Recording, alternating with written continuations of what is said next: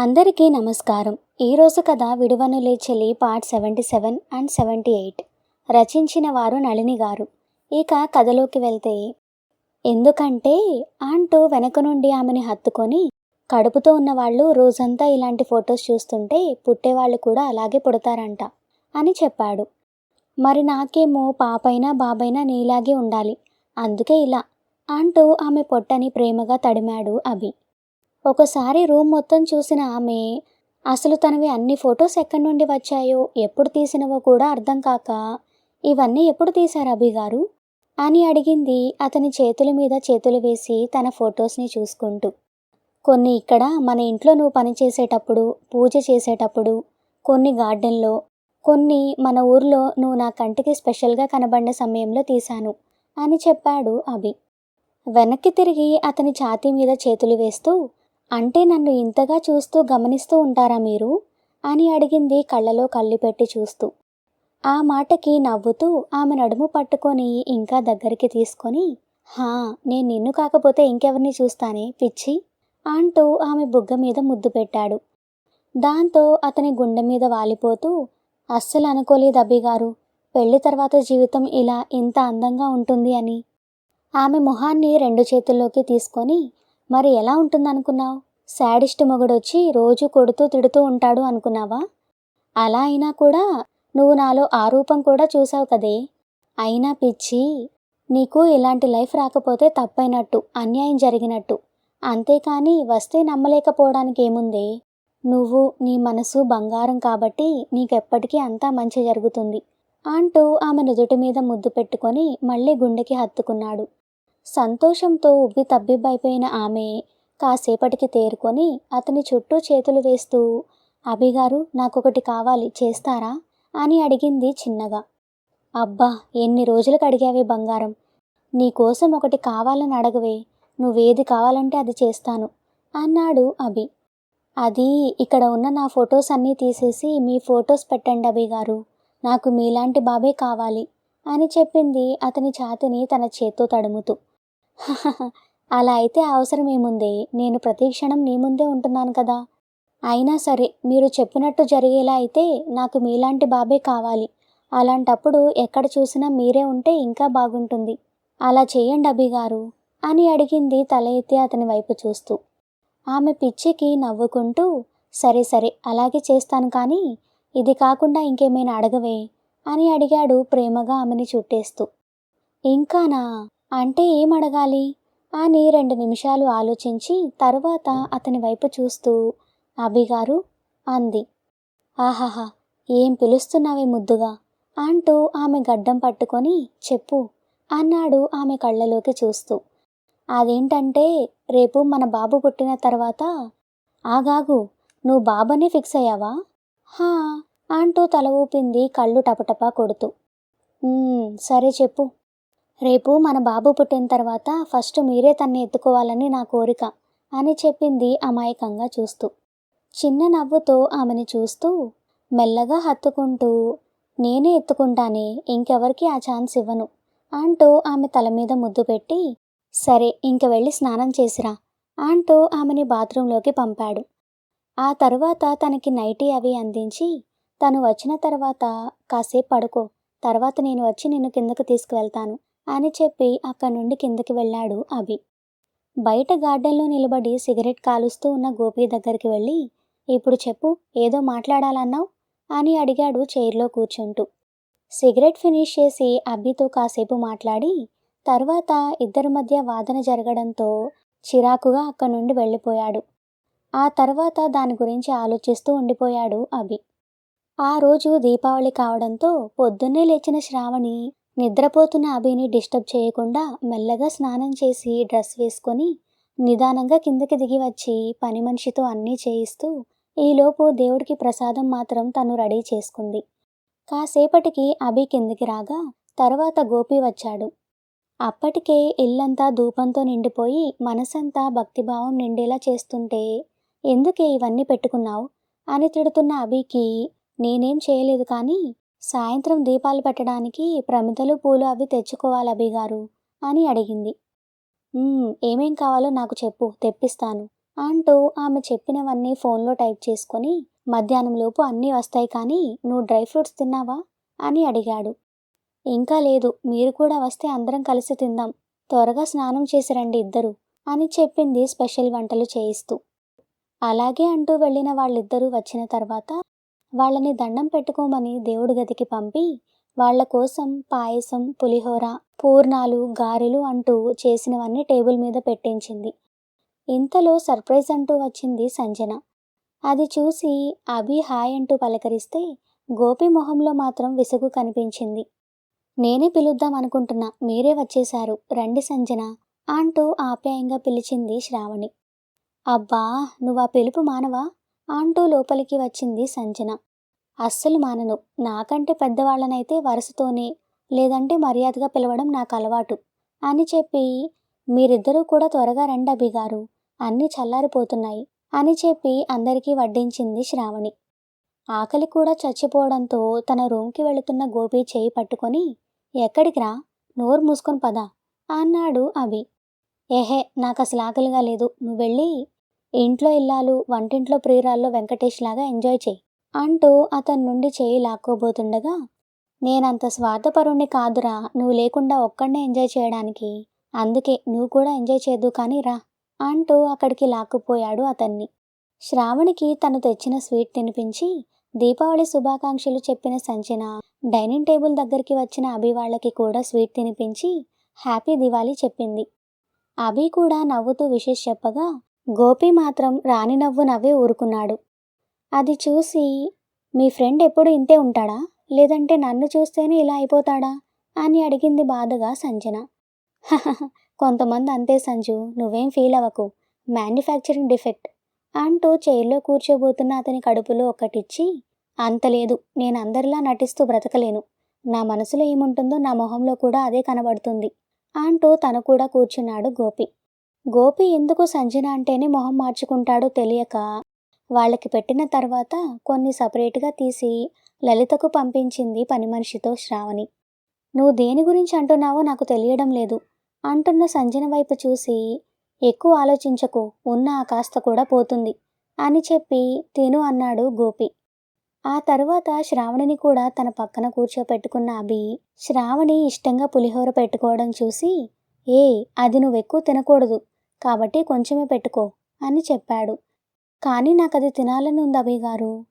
వద్దే, మళ్ళీ నువ్వే ఇబ్బంది పడతావు, నా మాట విని కొంచెం తిను అని తనే ఆమెకి చిన్న బౌల్లో పెట్టి ఇచ్చి తను కూడా పులిహోర అవాయిడ్ చేసి మిగిలినవి తింటూ శ్రావణికి డ్రై ఫ్రూట్స్ కూడా పెట్టాడు బలవంతంగా. అన్నీ చాలా బాగున్నాయి శ్రావణి, నువ్వెక్కడ నేర్చుకున్నావు ఇవన్నీ చేయడం, మీ అమ్మగారు నేర్పించారా అని అడిగింది సంజన. ఆ మాటకి గోపి శ్రావణి వైపు చూస్తే, లేదు, అవన్నీ తనే సొంతగా నేర్చుకుంది చేయడం అని చెప్పాడు అభి. అవునా, నువ్వు చాలా గ్రేట్, నాకైతే కనీసం కాఫీ పెట్టడం కూడా రాదు, అసలు ఇంట్రెస్ట్ కూడా ఉండదు తెలుసా. హహహ, అసలు ఇంట్రెస్ట్ ఉండడానికి నువ్వు నేర్చుకుని ఎవరికి పెట్టాలని అనుకున్నావు, అలా ఎవరికైనా చేసి పెట్టాలి అనే కోరిక ఉన్న వాళ్ళకి ఇంట్రెస్ట్ దానంతట అదే వస్తుంది, మనదంతా స్విగ్గీ జొమాటో బ్యాచ్ కదా అన్నాడు గోపి. ఆ మాటకి కోపంగా అతని వైపు చూసి, ఏం కాదు, నేను అనుకుంటే నేర్చుకోగలను, కానీ ఇప్పటి వరకు చదువుల వల్ల నేర్చుకోలేదేమో అంది సంజన. ఆహా, లేకపోతే నువ్వు వండి వార్చేస్తావు మరి అనుకొని అక్కడి నుండి లేచి వెళ్ళిపోయాడు. పగలంతా ఖాళీనే కాబట్టి మూవీకి వెళ్ళాలి అని డిసైడ్ అయ్యారు. నువ్వు కూర్చోగలవా అని అడిగాడు శ్రావణిని అభి. మామూలుగానే సినిమాలు సీరియల్స్ అంటే మంచి ఇంట్రెస్ట్ ఉన్న శ్రావణి సంతోషంగా హా అని తల ఊపితే, ఇప్పుడు అవసరమా అంటాడు గోపి. రే, పర్లేదులే, ఇంట్లోనే ఉంటే దానికి బోర్ కొడుతుంది కదా, కాస్త అలా బయటకు వెళ్ళొస్తే కొంచెం బాగుంటుంది అంటూ కార్ కీస్ తీసుకొని శ్రావణితో బయటకు నడిచాడు అభి. వీళ్ళు కొంచెం లేటుగా వెళ్ళేటప్పటికి అప్పుడే మూవీ స్టార్ట్ అవుతుంది. అభి శ్రావణిని జాగ్రత్తగా పట్టుకొని తన సీట్ దగ్గరికి తీసుకువెళ్ళగా అది చూస్తూ గోపి వెనుక ఉన్న సంజు చీకట్లో అడుగు స్లిప్ అయి గోపిని గట్టిగా పట్టుకుంది. ఆమె అలా సడన్గా పట్టుకోవడంతో పడబోయి కష్టంగా నిలదొక్కున్న అతను, ఏ చూసి నడవలేవా అని అడిగాడు. చూసి కాకపోతే ఇంకెలా నడుస్తారు అని అడిగింది అతను పెట్టిన చిరాకు ఫేస్కి మనసు చిన్నబుచ్చుకుంటూ. మరెందుకు నా మీద పడ్డావు, గొప్ప అందగాడివని ఆహా! నువ్వెలా నా మీద పడినా కూడా నేనైతే నీకు పడనులే, నోరు మూసుకునిరా అంటూ వెళ్ళి శ్రావణికి పక్కన సీటు వదిలేసి ఇంకో సీట్లో కూర్చోబోతూ ఏమనుకున్నాడో ఏమో మళ్ళీ వెళ్ళి తన పక్కనే కూర్చున్నాడు. అది చూసి పిచ్చి మొహం వేసుకొని నేనక్కడ కూర్చుంటాను కదా అని అడిగింది సంజన. నేను కూర్చున్నాను కదా. అదే ఎందుకు తన పక్కన నేను కూర్చుంటాను. కుదరదు, నువ్విక్కడ కూర్చో నోరు మూసుకొని అంటూ స్క్రీన్ వైపు చూపు తిప్పుకున్నాడు. చిన్నప్పటి నుండి ఇప్పటి వరకు కూడా ప్రతిదీ తనకి కావలసినట్టు మాత్రమే జరిపించుకోవడం అలవాటు పడిన సంజనకి ప్రతిదీ తనకి వ్యతిరేకంగా చేస్తున్న గోపిని చూస్తుంటే కోపం వస్తుండటంతో మూతి బిగించి తప్పక కూర్చుంటుంది అక్కడ. అభి శ్రావణితో ఏదో ఒకటి మాట్లాడుతూ సినిమా చూస్తుంటే గోపి మాత్రం కొంచెం కిందకి జారి కూర్చొని కాసేపు మూవీ చూస్తూ కాసేపు కళ్ళు మూసుకొని పడుకోవడం ఇలా చేయడం చూసి నువ్వు దేనికి స్పందించవా, అసలెందుకు వచ్చావు మూవీకి అని అడిగింది చిన్నగా సంజన. అందరూ ఎందుకు వస్తారు సినిమాకి, అయినా నా గురించి నీకెందుకు, అన్నీ మూసుకొని సినిమా చూడు. నీలాంటి వాడు పక్కనుంటే మూవీ చూడాలన్న మూడు ఉత్సాహం రెండూ పోతాయి. ఛ అంటూ స్క్రీన్ వైపు చూసింది. తన వైపు చూసి ఆహా, అలా అయితే ఆ రెండు ఇచ్చేవాడి దగ్గరికి వెళ్ళు అన్న అతని మాటకి చురుక్కున చూసి అసలెందుకు నన్నెప్పుడు ఇన్సల్ట్ చేస్తూ ఉంటావు, నేనేం చేశానని, శ్రావణితో బాగానే ఉంటావు, తనతో బాగానే మాట్లాడతావు కదా, మరెందుకు నాతో ఇలా రూడ్గా మాట్లాడతావు అని అడిగింది. దాంతో తను హర్ట్ అయింది అని అర్థమయ్యి అదేం లేదు, నేను తనతో నార్మల్గా మాట్లాడతాను, కానీ నీతో సరదాగా మాట్లాడతాను, అది నువ్వు తప్పుగా తీసుకుంటున్నావు. ఇదేం సరదా అని అడిగింది బాధగా మొహం పెట్టుకుంటూ. సరదాల్లో కూడా రకాలుంటాయా? సరే, నేను అడిగిన దానికి ఆన్సర్ చెప్పు. ఇదేమైనా ఇంటర్వ్యూనా? ప్లీజ్ గోపి, జోక్స్ వినే మూడ్లో నేను లేను. దాంతో సరిగా కూర్చొని ఇదే నీలో ప్రాబ్లం, ప్రతిదీ నీకు నచ్చినట్టు జరగాలి అనుకుంటావు, నీకు నచ్చిందే మాట్లాడతావు, అంతేకాని అవతల వాళ్ళు నీ మీద జోక్ వేసినా తట్టుకోలేవు. అవతల వాళ్ళు లిమిట్స్ క్రాస్ చేయకుండా లిమిట్స్లో ఉండాలి అనుకున్నప్పుడు నువ్వు కూడా అదే లిమిట్స్లో ఉండాలి అన్నాడు విసుగ్గా. ఎందుకు గోపి ఇప్పుడు అంత కోపంగా మాట్లాడుతున్నావు? దాంతో ఏం మాట్లాడకుండా ఉండిపోయాడు గోపి.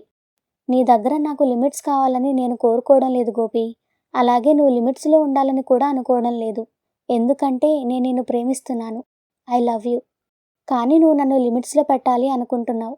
నేను నిన్ను ప్రేమిస్తున్నాను అని తెలిసి కూడా అలాగే చేస్తున్నావు. అసలు నువ్వు నన్ను లవ్ చేయలేకపోవడానికి రీజన్ ఏంటి గోపి? ఎందుకు నాకు ఎస్ఆర్ నో చెప్పకుండా నీ వెనకే తిరిగేలా చేసి నన్ను పిచ్చిదాన్ని చేస్తున్నావు? ఒకవేళ నీకు నేను నిజంగా నచ్చలేదు అంటే నువ్వు డైరెక్ట్గా ఆ విషయం నా మొహం మీదే చెప్పేయొచ్చు. కానీ నువ్వు ఆ మాట చెప్పడం లేదంటే ఏంటి అర్థం? నిజం చెప్పు గోపి, నీకు నేనంటే ఇష్టం లేదా? నువ్వు నన్ను ప్రేమించడం లేదా? లేదు, నీకు నాలో ఏదైనా విషయం నచ్చడం లేదు అంటే చెప్పు, మార్చుకుంటాను. నీకోసం ఏదైనా చేస్తాను. కానీ ప్లీజ్ గోపి, నీ మనసులో ఏముందో నాకు చెప్పు, లేదంటే నీ ఆలోచనలతో పిచ్చిదాన్ని అయిపోయేలా ఉన్నాను అంటూ గోపి చేతిని పట్టుకుంది సంజన. అప్పుడే ఇంటర్వెల్ కావడంతో లైట్స్ అన్నీ ఒక్కసారిగా వెలిగాయి. దాంతో ఆమె వైపు చూసిన గోపికి ఆమె కళ్ళలో కన్నీళ్లు కనబడగా తన నుండి తన చేతిని తీసుకొని అక్కడి నుండి లేచి వెళ్ళిపోయాడు. వెళుతున్న అతన్ని చూస్తూ కళ్ళు తుడుచుకుంది తన కన్నీళ్లని ఎవరూ చూడకుండా సంజన. వాళ్ళిద్దరి మధ్య జరిగేది మొత్తం గమనిస్తూనే ఉన్న అభి ఎవరికి ఎలా సర్ది చెప్పాలో అర్థం కాక మరీ చేయి దాటిపోతుంటే అప్పుడు చూద్దాం, అప్పటి వరకు నేను ఈ విషయానికి దూరంగా ఉండటమే మంచిది అనుకున్నాడు మనసులో. సంజు, స్నాక్స్ ఏం కావాలి నీకు అని అడిగాడు అభి. నాకేం వద్దభి అంటూ అక్కడి నుండి లేచి బయటకు నడిచింది ఆమె. ఏమైంది అభి గారు, సంజన గారు అలా వెళ్ళిపోతున్నారు? వాష్రూమ్ కనుక్కుంటానే, నాకు మాత్రం ఏం తెలుసు అని గోపికి కాల్ చేసి శ్రావణి కోసం క్యారమెల్ పాప్కార్న్ తీసుకురమ్మని చెప్పి జరిగిన దాని గురించి ఆలోచిస్తూ ఉండిపోయాడు. అప్పటి వరకు బాగానే ఉన్న అతను సడన్గా సైలెంట్ అవ్వడంతో ఏమైంది అభి గారు అని అడిగింది శ్రావణి. ఏం లేదు, కానీ మూవీ ఎలా ఉంది, నీకు కూర్చోవడం ఏమైనా ఇబ్బందిగా ఉందా అని అడిగాడు. లేదభి గారు, నేను బాగానే ఉన్నాను అని చెప్పింది శ్రావణి. ఒక సిగరెట్ ఖాళీ చేసి పాప్కార్న్ తీసుకోబోతున్న గోపికి లేడీస్ వాష్రూమ్స్ బయట ఏదో గొడవ జరగడం చూసి అంతకు ముందే సంజన అటు వెళ్ళడం చూసిన అతను ఎందుకైనా మంచిది అని అటువైపు నడిచాడు. ఎవరో ఒక కుర్రాడి కాలర్ పట్టుకొని, రాస్కెల్, ఎక్కడికి వెళ్ళినా ఆడవాళ్ళని ఇబ్బంది పెట్టడం తప్ప ఇంకొక పని లేదా, ఇలా కాదురా నిన్ను అంటూ అతని పైకి చేయి లేపింది కొట్టడానికి. కరెక్ట్ టైంకి వచ్చిన గోపి ఆమె చేయి పట్టుకొని, ఏయ్ ఏంటిది, ఎందుకు అతన్ని కొడుతున్నావు అని అడిగాడు. ఎందుకా, ఇతను ఇదిగో ఈ అమ్మాయిని ఏడిపిస్తున్నాడిక్కడ అంటూ పక్కనే ఉన్న అమ్మాయిని చూపించి, అందుకే నాకు కోపం వచ్చింది, వీళ్ళకి ఇంకొక పనుండదా అంటూ కళ్ళు పెద్దవి చేసి చూసింది అతని వైపు. ఆమె మాటలకి, ఏమ్మా తను చెప్పేది నిజమేనా అని అడిగాడు. లేదండి, అతను నా ఫ్రెండ్, నాకు తోడుగా ఇక్కడికి వచ్చాడు, ఇద్దరం సరదాగా మాట్లాడుకుంటూ కొట్టుకోవడం చూసి ఆవిడ తప్పుగా అనుకున్నారు అని చెప్పింది. ఆ మాటలకి సంజన వైపు అసహనంగా చూసి అక్కడి నుండి వెళ్ళిపోయాడు గోపి. ఏంటి, ఇద్దరు ఫ్రెండ్సా అని తను తొందరపడింది అని అర్థమై, సారీ సారీ అంటూ అక్కడ ఉన్న వాళ్ళందరూ తన వైపు సీరియస్గా చూడ్డం చూసి పిచ్చి నవ్వు నవ్వుతూ అక్కడి నుండి వెళ్ళిపోయింది సంజు. దీనికి చిప్ మామూలుగా దొబ్బినట్టు లేదు, ఒక రేంజ్లో దొబ్బింది అని తిట్టుకుంటూ శ్రావణికి క్యారమెల్ పాప్కార్న్ తీసుకొని ఒక ట్రేలో పఫ్స్ ఇంకా ఆలూ సమోసా తీసుకొని లోపలికి వెళ్ళాడు గోపి. వస్తున్న అతన్ని చూసి, ఏంట్రా ఇంత లేట్, సంజు ఎక్కడా అని అడిగాడు అభి. ఆ ఎక్కడో ఎవరికో పనికి మళ్ళీ పంచాయతీలు తీరుస్తూ ఉంటుంది అంటూ శ్రావణి ముందుకి పాప్కార్న్ బకెట్ పెట్టాడు. ఏంటి అన్నాడు అభి. నువ్వెక్కువ చించకుండా తింటూ మూవీ చూడు, అదిగో వస్తుందిలే అన్నాడు గోపి. దాంతో వస్తున్న ఆమె వైపు చూసి ఇద్దరినీ ఒకసారి గమనించి శ్రావణితో మాట్లాడుతూ కూర్చున్నాడు అభి. అంత జరిగిన తర్వాత గోపిని ఫేస్ చేయడం కష్టంగా అనిపించి ఇబ్బందిగా సీట్లో ఒదిగి కూర్చుంది ఆమె. అది గమనించి, ఇదిగో తిను, పంచాయతీ చేసి అలసిపోయావు కదా, ఇవి తిని కోక్ వస్తుంది, అది తాగు, ఎనర్జీ వస్తుంది అంటూ ట్రే ఆమె చేతికి ఇచ్చాడు గోపి. అతని మాటల్లో వెటకారం స్పష్టంగా తెలుస్తుంటే, ఏదో ఆలోచనలో ఉండి తప్పుగా అర్థం చేసుకున్నాను, అందుకే అలా జరిగింది, దానికి నువ్వేమీ నన్ను దెప్పకర్లేదు అంటూ విసురుగా మూతి తిప్పి స్క్రీన్ వైపు చూసింది మూవీ స్టార్ట్ అవ్వడంతో. నీకు కూడా ఆలోచన ఉంటుందా, అంటే ఏంటి నీ ఉద్దేశం? ఆహా, నాకు తెలిసినంత వరకు తలకాయ ఉన్న వాళ్ళకి మాత్రమే ఆలోచన లాంటివి ఉంటాయి, మరి నీకు కూడా ఉన్నాయి అంటుంటేను. యూ, నిన్ను పీకేదేం లేదు, నోరు మూసుకొని తిను అంటూ మూవీ చూస్తూ కూర్చున్నాడు గోపి. తనని అసలు మాట్లాడనివ్వకుండా డామినేట్ చేస్తున్న అతని వైపు నోరు తెరిచి చూస్తూ కోపంగా సమోసాతో పాటు పచ్చిమిర్చి కూడా కొరికి కారం మండిపోవడంతో ఆ అని అరిచింది సంజు. దాంతో చుట్టూ ఉన్న వాళ్ళందరూ తన వైపు చూడడంతో ఆమె అరుపుకి ఉలిక్కిపడ్డ గోపి అందరికీ సారీ చెప్పి, ఏ ఎందుకలా అరుస్తున్నావు అని అడిగాడు. అప్పటికే కారిపోతున్న కన్నీళ్లతో, కారంగా ఉంది అని చెప్పింది సంజన. తనకి కారం అలవాటు లేదు అని అర్థమై పాపం అనిపించి బయటకు వెళ్ళాడు Gopi. Sanju, are you okay అని అడిగాడు అభి. నో అభి, కారంగా ఉంది అంటూ కళ్ళు తుడుచుకుంటున్న ఆమె ముందు వాటర్ బాటిల్ పెట్టాడు గోపి. అది చూసి వెంటనే తీసుకుని తాగేసింది గటగట. సగం తాగి రొప్పుతూ పక్కన కూర్చున్న గోపి వైపు చూసి థ్యాంక్స్ అని చెప్పింది. చూసుకుని తిను, అది కూడా తెలీదా నీకు, కోపంతో అంటున్న ఆమె కోపంగా తన వైపు చూస్తున్న గోపిని చూసి ఆగిపోతే కోక్టిని ఆమె ముందు పెట్టి తాగు అన్నాడు అతను. దాంతో మాట్లాడకుండా ట్రే గోపికి ఇచ్చి తను కోక్ తాగింది సంజు. తను ఒకటి తీసుకొని మళ్ళీ అభి వైపు పెట్టాడు గోపి. వాటిని చూసి, అభిగారు, నాకేమో ఇది తెచ్చి మీరు అవి తింటున్నారా, నేను కూడా ఒకటి తింటాను, నాకు తినాలని ఉంది అని అడిగింది ఆశగా శ్రావణి. సరే ఒక్కటి తిను పర్లేదు అంటున్న అభి వైపు చూసి, ఏంట్రా పర్లేదు, తనకి సమోసా అంత కరెక్ట్ కాదు, తింటే పఫ్ తినమను అని చెప్పాడు గోపి. అతను అసలే కోపంగా ఉన్నాడు అని అర్థమై మారు మాట్లాడకుండా పఫ్ తీసుకొని అభి వైపు జరిగింది కొంచెం భయంగా శ్రావణి.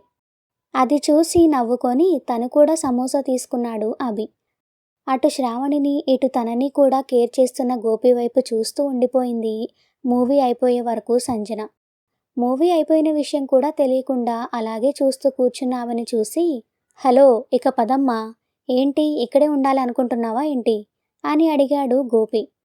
వాట్, నేనెందుకు అలా అనుకుంటాను, ఒకవేళ సైడ్ బిజినెస్ కింద షో అయిపోయిన తర్వాత ప్రతి రో వెతికి ఎవరైనా ఏమైనా మర్చిపోతే వాటిని సెకండ్స్కి అమ్ముకుంటావేమో అని. అతని మాటలకి మండి, నువ్వు అసలు నన్ను కాసేపు కూడా మామూలుగా ఉండనివ్వవా అని అరుస్తూనే లేచి బయటకు నడిచింది కోపంగా. రే, ఎందుకురా తనకి కోపం తెప్పిస్తావు ఊరికే, ఈడియట్, పద అన్నాడు అభి. మూవీ నుండి ఇంటికి వచ్చిన తర్వాత ఇక వెళ్తానభి అంది సంజన. "ఉమ్, కాసేపటి తర్వాత వెళ్ళడానికి కూడా అందరూ క్రాకర్స్ కాల్చుతుంటారు. సో ఇప్పుడు వెళ్ళడమే కరెక్ట్" అన్నాడు అభి. "హహ, ఎప్పుడు వెళ్ళినా కూడా తేడా ఏముంది? ఈవిడ గారే పెద్ద క్రాక్. అలాంటిది ఈవిడ్ని ఏవైనా ఏం చేస్తాయి?" అన్న గోపి మాటలకి అందరూ సీరియస్గా చూడ్డంతో, "అంటే అది తనే పెద్ద క్రాకర్ లాంటిది, మరి తన్ని అవేం చేస్తాయి అని నా ఉద్దేశం. తర్వాత మీ ఇష్టం" అంటూ నవ్వుకుంటూ అక్కడి నుండి తన గదిలోకి వెళ్ళిపోయాడు గోపి. "వాడి మాటలేం పట్టించుకోకు సంజు" అన్నాడు అభి. "హా, అవును అని అయినా ఉండొచ్చు కదా మాతో పాటు దీపావళి చేసుకోవడానికి" అని అడిగింది శ్రావణి. "వద్దులే శ్రావణి, అసలే మార్నింగ్ నుండి మీతోనే ఉన్నాను. ఎంత ఫ్రెండ్ అయినా ఎక్కువ టైం ఉంటే ఉన్న మర్యాద కూడా పోతుంది" అంది బాధగా తలదించుకుంటూ. అప్పటికే ఆమె కళ్ళలో కన్నీళ్లు చూసిన అభి, "సంజు, ఏంటిది? అలా ఎందుకు అనుకుంటున్నావు? నువ్వు గోపి మాటల్ని సీరియస్గా తీసుకుంటున్నావు. తనేదో సరదాగా అలా అన్నాడు అంతే" అని సర్ది చెప్పడానికి చూశాడు. "అవును సంజన గారు, మీరేం బాధపడకండి. అయినా మా దగ్గర మీ మర్యాద పోతుంది అని మీకు అనిపిస్తుందా?" "అది కాదు శ్రావణి." "ఇంకేం మాట్లాడకండి. మీరు మాతో ఉండి పండగని చేసుకుంటే నాకు చాలా సంతోషంగా ఉంటుంది" అని శ్రావణి బలవంతం చేయడంతో తప్పక సరే అని, "కానీ డాడీ వాళ్ళకి చెప్పాలి" అంది సంజు. "ఇట్స్ ఓకే, అంకుల్కి నేను చెప్తాను" అన్నాడు అభి. "అయితే మీరుండడానికి ఒప్పుకున్నట్టే కదా?" అని సంతోషంగా అడిగింది శ్రావణి. చిన్నగా నవ్వింది అవును అన్నట్టు సంజు. "సరే రండి" అంటూ తన చేయి పట్టుకొని లోపలికి తీసుకువెళ్ళింది శ్రావణి. కాసేపట్లో శ్రావణి అడిగినవన్నీ రావడంతో, "ఏంటే ఇప్పుడు ఇవన్నీ చేస్తావా నువ్వు?" అని అడిగాడు అభి. "హా, చేసుకుంటే చాలా బాగుంటుంది అభి గారు. పైగా దీపావళికి చేసే లక్ష్మీ పూజ కూడా నిండుగా అనిపిస్తుంది" అని చెప్పడంతో, "కానీ ఇవన్నీ నువ్వు చేస్తే అలసిపోతావే." "పర్లేదు, ఒక్కరోజుకి ఏం కాదు." "అవునా?"